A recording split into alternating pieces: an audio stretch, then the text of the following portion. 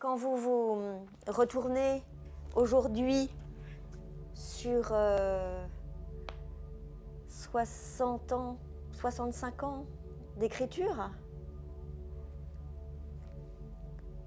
quand on est écrivain et qu'on a traversé tout ça, c'est-à-dire une vie de création, mais aussi quand on a traversé tous les tourments du XXe siècle, qu'est-ce qu'on peut ressentir ?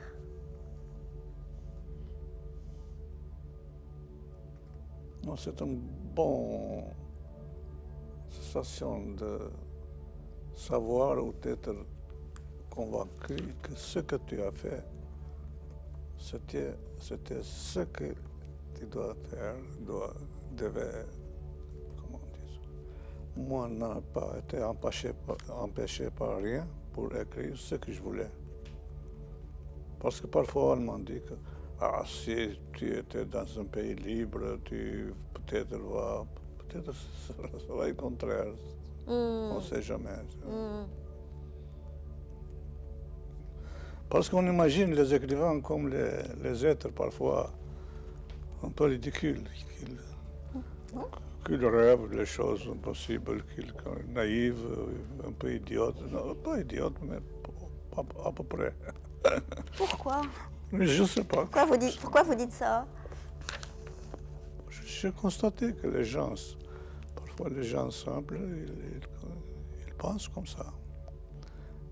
Parfois, par exemple, avant, on dirait que nous avons des écrivains très connus qu'on a déclaré qu'ils sont fous.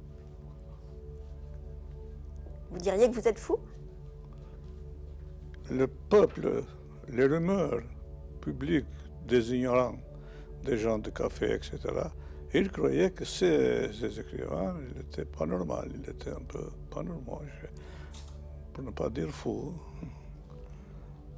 Mais ils disaient ça avec respect, hein, parce que la folie était respectée dans le monde, toujours. Malgré ça, on appelait folie comme quelque chose de très mauvais, non. Ici en Albanie, on a tendance à considérer les écrivains comme fous ? Avant, pas maintenant. Peut-être il y a eu trop de choses folles en Albanie que les écrivains ne faisaient pas beaucoup d'impression. Parce que l'Albanie, c'était, vous savez, dans une situation grotesque pendant des années.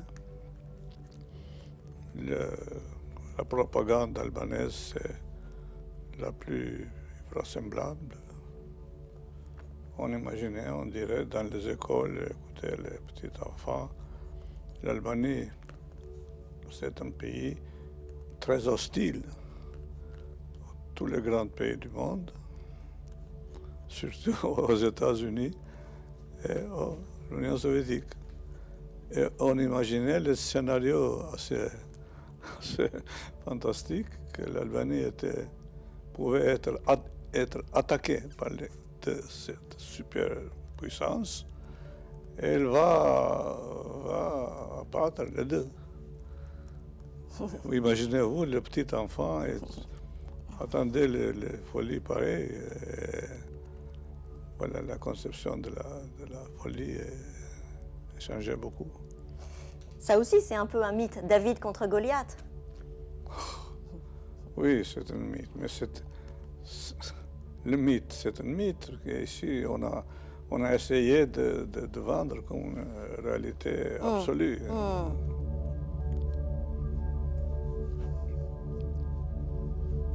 C'était horreur dans le communisme, les fameuses rencontres des écrivains avec les lecteurs. Et c'était une salle pleine de lecteurs abasourdis de la propagande, de l'école, de textes scolaires complètement idiotes parfois. Et vous êtes obligés de parler des choses délicates. Ah oui. Ouais. Et nous, les écrivains qui avons cette mauvaise chance, c'est le souvenir le plus cruel de ça. Quand vous attendez que le fameux peuple, qui était très glorifié dans le communisme, des écrivains, il faut qu'ils apprennent, il faut appuyer sur la sagesse populaire, etc., etc. Le mot peuple, c'était devenu un instrument de la répression.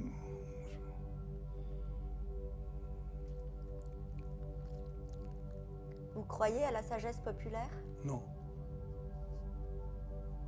Mais je préfère ne pas écrire ça. Parce qu'il faut expliquer alors. Ah bah alors allez-y. Qu'est-ce que ça, la sagesse populaire? Hein? Il faut relativiser toutes les choses dans le monde. Vous croyez à la folie populaire? La folie de tous, hein, populaire et pas populaire. Oui, oui. Vous étiez en train de dire que c'était difficile de sortir d'une réunion où vous alliez présenter un livre devant des gens qui étaient complètement endoctrinés et que vous deviez vous sentir complètement sur une autre planète. Oui, complètement. Dans des situations normales, un écrivain, un vrai écrivain, un créateur écrivain, il doit être devenu fou. La seule consolation, c'est au-dedans de la littérature. La littérature ou le grand art, il y a ce mystère merveilleux. Vous sentez, par exemple, pour parler d'une façon, comment c'était un jour de création de moi. Je travaillais à la maison, j'étais écrivain, je ne fais pas... J'étais écrivain, on a appelé en Albanie écrivain libre, je n'avais pas sans profession, sans...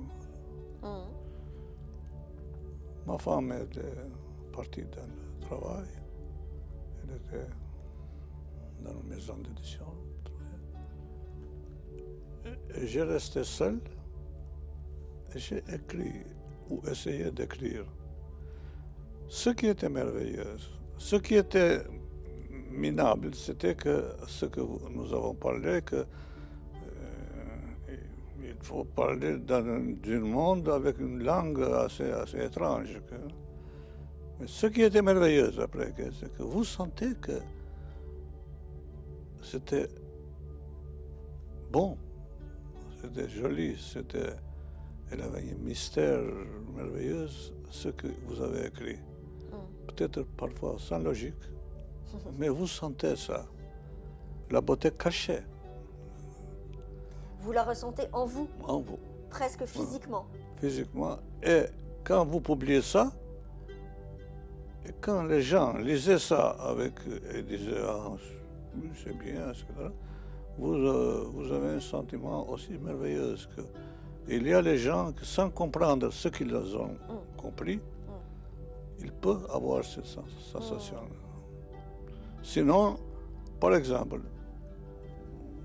il y a 30 ans que j'ai écrit sur la dictature la plus cruelle de l'Europe.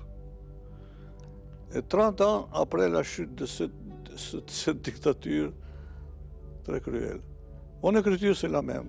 Vous avez beaucoup de difficultés de comprendre si vous ne voyez pas les dates. Comment?